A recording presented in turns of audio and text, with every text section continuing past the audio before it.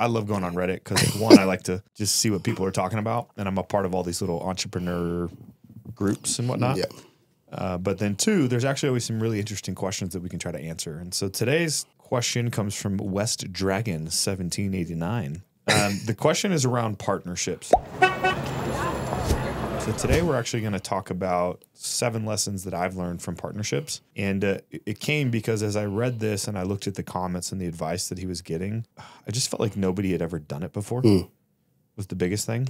And so here we go. We're going to read the post and then we're going to break down 7 lessons, actually 8 with a bonus on the back end of things that I've learned about partnerships that are more nuanced. Hey guys, I'm having some issues dealing with my partner. It's a year in business, and I don't feel like we're on the same page. If I bring up an idea or a vision for the company, there's never a conversation for it. It's always an argument that leads to her giving me an ultimatum. For context, we're in IT, and instead of outsourcing some of our work or paying people we trust to help us with specific projects, she keeps saying, let's give equity. And well, I don't think we need to. We don't need 5 people to make day-to-day business decisions. It overcomplicates things, and quite frankly, when a 5-minute discussion takes an hour, it's a waste of time and resources. When I mention that, it's always an argument, and my opinion is never really considered. Sure, you may disagree, but there's never that room for a discussion to understand why. I'm not really sure what direction to take, more frustrated than anything. Any thoughts? So there's a lot that goes into that. We're going to unpack that, but we're just going to go with 7 lessons specifically that I've learned, and then a little bit of nuance, maybe some feedback that he can take into his relationship that might help him. And the first one is lesson number 1, hash it out in the beginning and make it part of the operating agreement. So what I see in new entrepreneurs or people who are young in business is there's always a story like this where a bad partnership. So they would call it a prenuptial agreement. But coming to terms with who makes decisions, how decisions are made, how equity is transferred or delivered, and making it a part of the operating agreement not only ensures that you guys will stay friends at the end of it, but it also prevents this type of situation from happening. It sounds like maybe, I don't know if you guys are 50-50 partners in this deal. If not, that's a problem, just the way you guys are communicating. But it sounds like maybe she's the shot caller. Maybe she's the lion shareholder. Maybe she was the one that funded it. Money is useless without the people to run the company. So early days, I mean, there needs to be some conversations around that. And I think when people aren't bringing money or they aren't bringing as much to the table, quote unquote, from financially, they give up power. But honestly, that person wouldn't be bringing you on as a partner if you didn't have some value to add. Absolutely. And so you should probably have that conversation early and often. Yeah, I think one of the other things too is you see this by way of inexperience. People jump into partnerships without an understanding of what a good partnership looks like. Yep. Right? Or how do successful businesses view partnerships? A lot of times, you get caught up in the idea phase, let's do this. Yeah, we're doing it. We're 50-50, but great, be 50-50, but do you understand that at the end of the day, someone has to make a decision. Someone is the final decision maker, but everyone gets a voice at the table. And, going back to paperwork, obviously, but I think there's a lot of assumptions that can trap up the inexperienced partners. Yeah, and truthfully, ownership doesn't necessarily dictate decision-making control. 100%. That's all done through the operating agreement. And the worst kind of partnerships are actually ones where you have a very intimate relationships because there's this assumed trust. Right. Family, right? Close friends. People always will say, don't get into business with people who you're close to or who your family. My take on that is you guys just didn't take enough time at the outset to hash it out. Like when we put together our operating agreement for Clearly, it was like 4 months of going through equity, transfer, timing, hurdles. Is everyone clear with this? No? Okay, what is it? Control.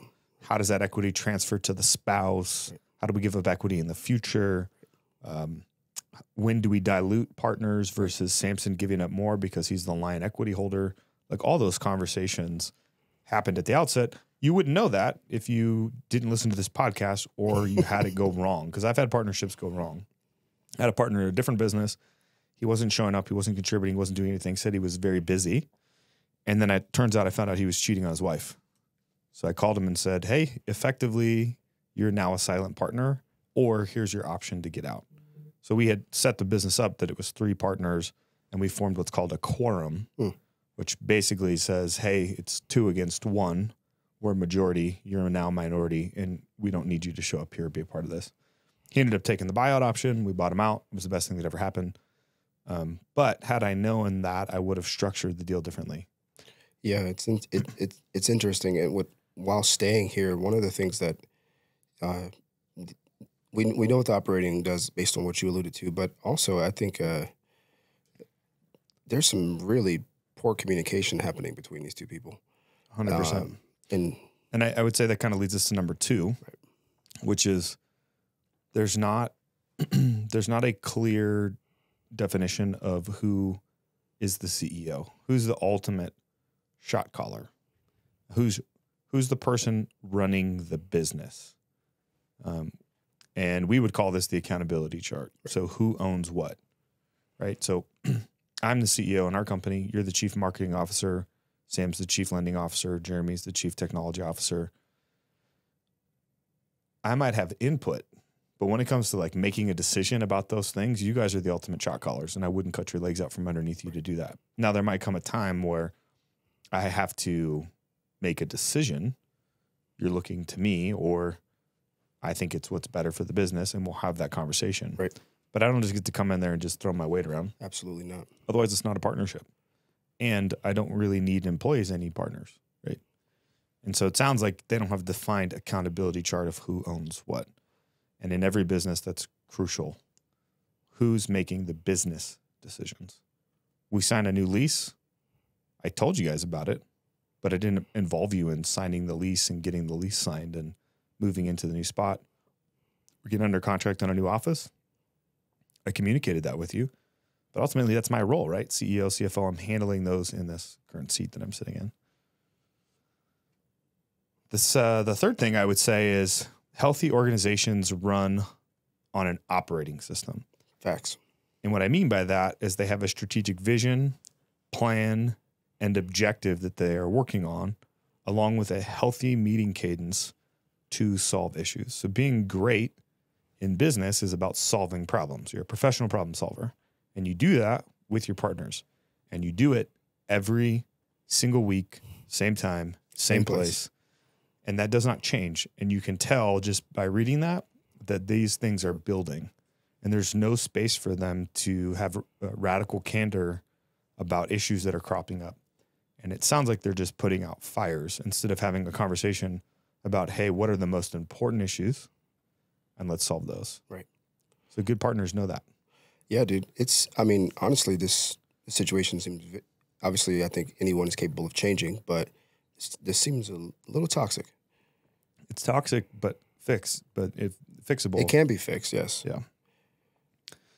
Which takes me to lesson number 4, which is kind of the crux of this guy's frustration, which is she constantly wants to give up equity instead of paying people. So lesson 4 is the only use for equity is for critical functions in the business.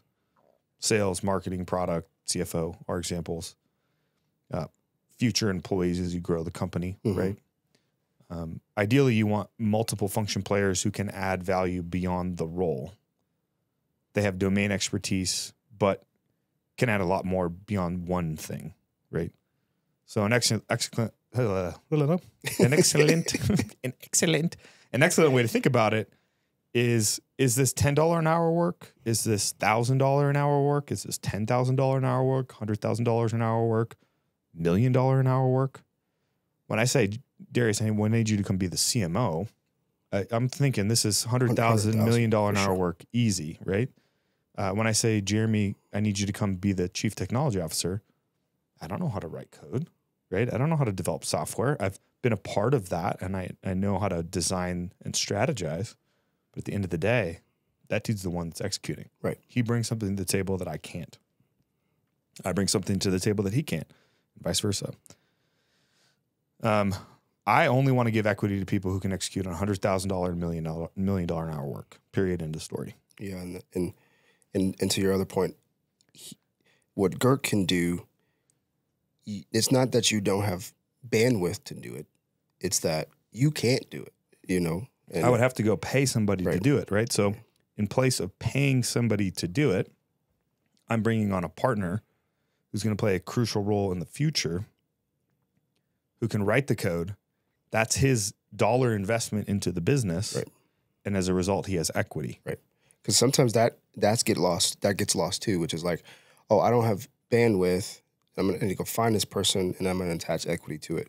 No, that's money, you know, not equity on ownership stake. And that line gets blurred sometimes. Yep. And that's kind of the third point of lesson 4 with, if it's something that I can do but simply don't have the bandwidth to do, then it's probably not worth equity. Right. That's my take. Facts.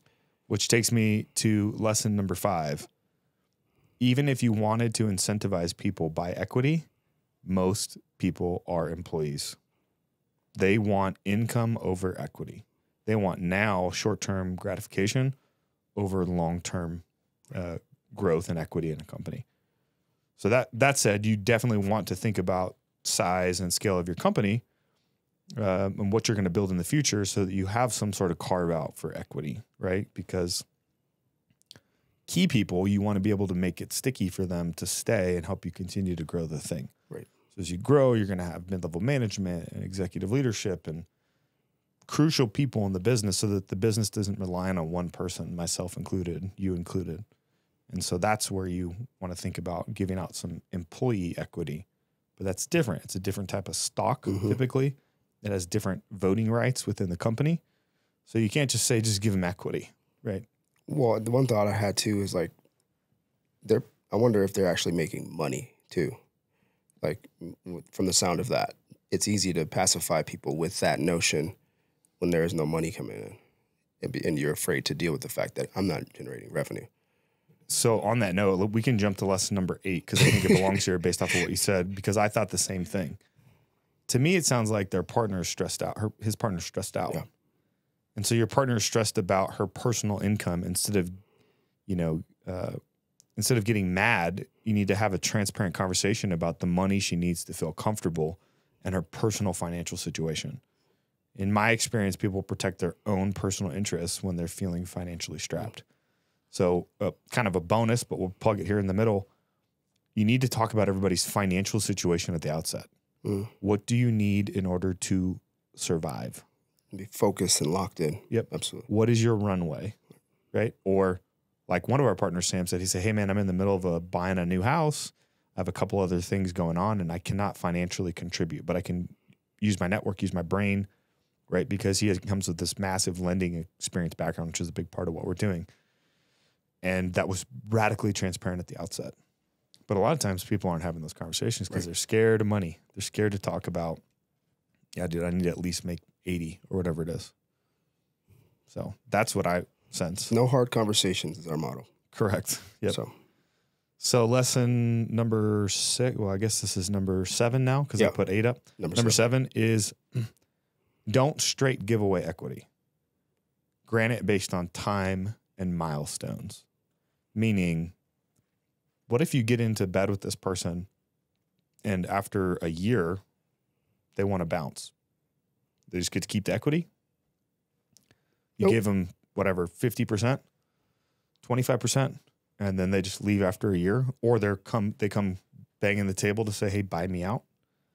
That could be detrimental to your business. We know people who literally their companies were essentially eaten from the inside out. Correct. By way of bad structuring of that. Oh, buy me out. With what money? Exactly. Okay, I guess so. Yep. So one thing to think about is time and milestones. So we're picking on Jeremy today. He's the guy. I'll pick on Jeremy. Jeremy, within our function, he has a time hurdle and he has a certain functionality of the platform hurdle. So he can accelerate how fast his equity vests based off of getting specific milestones done. So if not, it takes 3 years for the equity to fully vest. If he crushes it and in a year and a half he hits all those milestones, then all 3 years worth of equity vest then. Yep. And same thing for users, right? Yours is like based off of users. How many users are coming into the platform? Right. And that's tying the equity hurdle to the end result of performance that you want to incentivize that person with equity in the organization to accomplish. And the benefit in that is that way when they do leave, if they do leave, we're not left holding the bag with an incomplete product, right? Or we're not left holding the bag and they never delivered on users. Because where's the money going to come from? How's the business going to continue to operate without those key functions? And like with Sam, there's a certain amount of loans that need to be written through the platform, right, for his to vest or it's time.